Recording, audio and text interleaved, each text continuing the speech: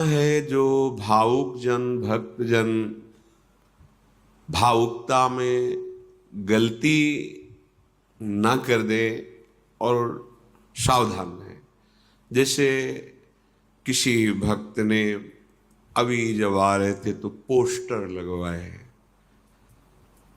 थोड़ा सा अनुमति लेने की आवश्यकता है।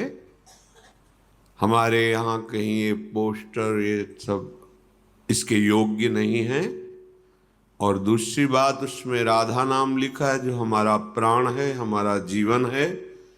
वो जब फट के नीचे गिरेगा और पैरों के नीचे आएगा तो तुम्हारे सुकृत नष्ट हो जाएंगे। तो आप आए हो लाभ लेने और हो गया नुकसान। इसलिए सबसे प्रार्थना है, कोई ऐसी भावुकतावश क्रिया मत करो जो तुम्हारे सुकृत को नष्ट कर दे। यहां आने के पहले तुम्हें सत्संग सुनना चाहिए, उसका मनन करना चाहिए। फिर तुम्हें पता चलेगा कि हम कैसे रिझाएं वृंदावन धाम को, वृंदावन के लाड़िले युगल चंद्र को और उनको प्यार करने वाले रसिकों को। थोड़ा भी मनमानी आचरण अहंकार का बढ़ावा दे सकता है, आपसे ऐसे अपराध करा सकता है जो आपको लगता ही नहीं कि अपराध है। इसलिए सबसे प्रार्थना है कि कोई ऐसी छवि, कोई ऐसा नाम, कोई ऐसी बात। जैसे कल आ रहे थे तो गली में श्रृंगार में लिखा था प्रेम रस, आगे भूल गए कुछ कुंज, प्रेम रस कुंज या प्रेम रस दायनी कुंज, ऐसा जो भी, बिल्कुल नहीं। प्रेम रस ये प्रियाजू का नाम है, चाहे राधा बोलो चाहे प्रेम रसदायिनी बोलो। प्रेम रस वाहिनी लिखा था, प्रेम रस वाहिनी हमें अच्छा नहीं लगा। आप लोग क्या सत्संग सुनते हैं, लिखना जरूरी है। दूसरी बात, जैसे आप मयूर बनाए तो जिस मयूर पंख को हमारे ठाकुर माथे पे धारण करते हैं, अगर उस पे पैर पड़ गया तो हम उपासक हैं, हमारा हृदय दुखित होगा। ऐसी कोई भी कलाकृति जमीन पर, कोई नाम, कोई रूप ऐसा न लिखिए जिसको देख करके हमारा हृदय दुखी हो। दुखी का मेरे आराध्य देव संबंधी ऐसा नहीं होना चाहिए। आप सुंदर फूल बनाइए, और भी आकृतियां हैं, और सुंदर चौक पूरिए, और जबान से खूब नाम कीर्तन कीजिए, हृदय में रूप बसाइए। इससे आपका लोक परलोक सब मंगल होगा। बाहरी दिखावे की थोड़ी भी बात यहां आपको लाभ नहीं लेने देगी, ध्यान रखना।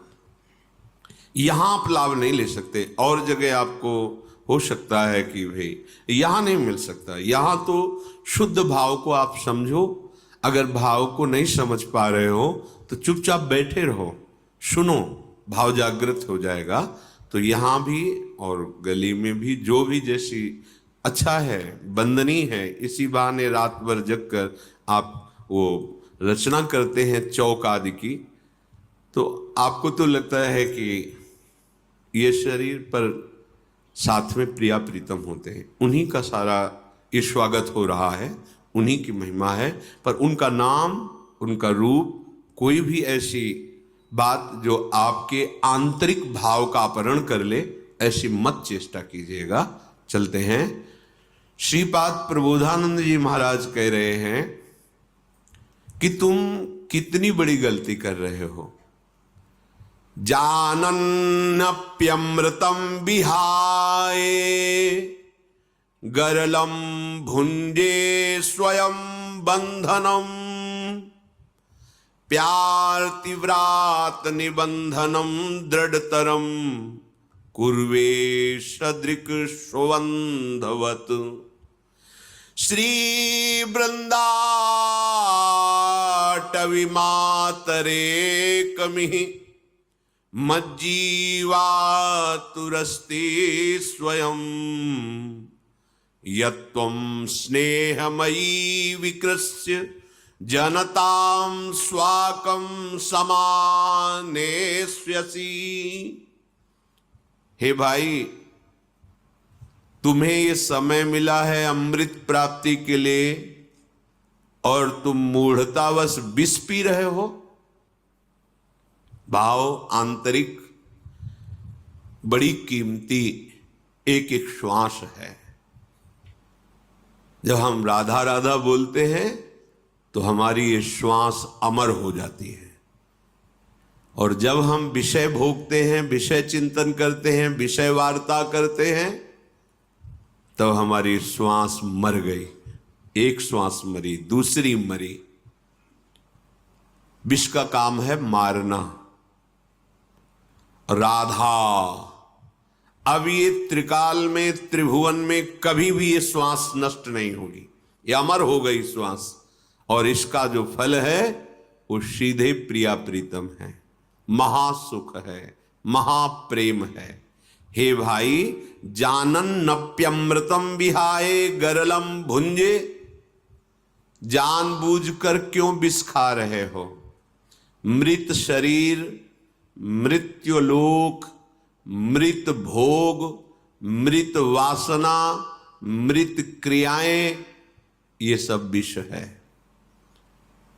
अमृत भाव, अमृत नाम, अमृत रूप, अमृत लीला, ये पान करने के लिए हमें मानव देह मिला, साधु संग मिला, धाम आने को मिला। अब विष को मत खाओ। अगर विष को वैदिक से शोध कर लिया जाए तो शक्तिवर्धक हो जाएगा, रोगनाशक हो जाएगा। हर विषय में एक विष छुपा हुआ है जिसका नाम है आसक्ति, और वो दुर्गति कराती है। देखो, छोटे छोटे भोगों में आसक्ति है, हम इसके बिना नहीं जी सकते, हम इस नशा के बिना, हम इस भोग के बिना, हम ऐसा किए बिना नहीं रह सकते, नहीं जी सकते। ये जो विषाया, इसे आसक्ति कहते हैं। अगर यही विषय शास्त्र सम्मत प्रभु को अर्पित करके प्रसाद रूप से सेवन करो तो वही आपके जीवन का परम मंगल कर देंगे। पर प्रभु को स्वामी मानकर, अपने हृदय भाव में अपने को सेवक मानकर तुम्हें ही निवेदित भोजन करें। हर चेष्टा, ये तो सर्वाणि कर्माणि मयि सन्न्यस्य मत्पराहा, मेरे परायण होकर सारे कर्म मेरे को अर्पित करो। अब वो कर्म मृत नहीं हुए, अमृत हो गए, भगवान को समर्पित हो गए। तो हे भाई, क्यों तुम मूढ़ता करते हो?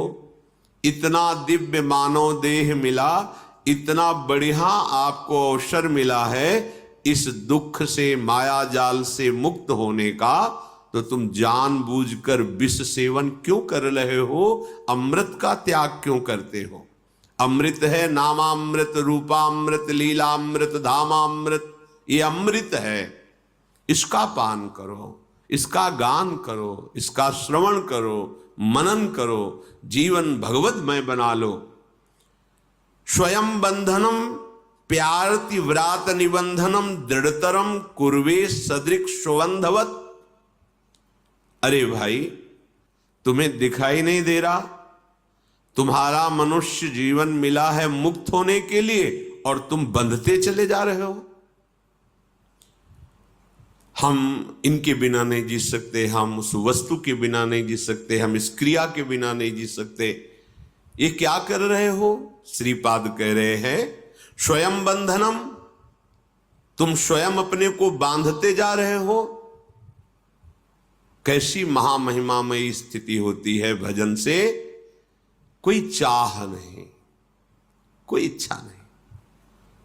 निरंतर जब भगवत नाम चल रहा होता है तो उस सुख को वही जानता है जिसकी हृदय की सारी वासनाएं नष्ट हो गई हैं। लोक परलोक सब मायाकृत दिखाई दे रहा है, कोई भी भोग इच्छा नहीं है। उसके हृदय में जो सुख होता है वो वही जान सकता है। हे भाई, तुम अंधे क्यों बन रहे हो? तुम्हें दिखाई नहीं दे रहा?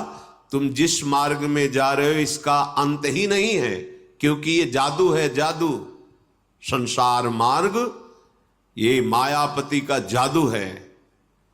उनसे विमुख होकर चलते रहोगे यात्रा कभी पूरी होगी ही नहीं, आज तक नहीं पूरी हुई। जब से सृष्टि रची गई तब तक आज हम चलते ही चले जा रहे, भोगते ही जा रहे, न कहीं विश्राम है न कहीं सुख शांति है, बस खोज ही खोज चल रही सुख की, विश्राम की, गलत दिशा में। धन से सुख, भोगों से सुख, मान प्रतिष्ठा से सुख की हमें प्राप्ति हो जाएगी, और ये खोजते खोजते अनंत जन्म व्यतीत हो गए। जन्मान्य शंखानि गतानि में वृथा, मेरे असंख्य जन्म व्यर्थ कर दिए इस मूर्खता ने। हे भाई, दृढ़तरम कुर्वे सदिक्षु अंधवत, तुम स्वयं दृढ़ता पूर्वक ज्ञानांध होकर के, ज्ञान से अंधे होकर के भोग के कुएं में गिरने जा रहे हो, जहां काल रूपी विकराल विष चढ़ाने वाला सर्प बैठा हुआ है। अंधकूप, अंधकार में इस कूप में गिरते ही वासना का जहर चढ़ जाएगा, और वह भोगते भोगते कब जीवन की शाम हो गई तुम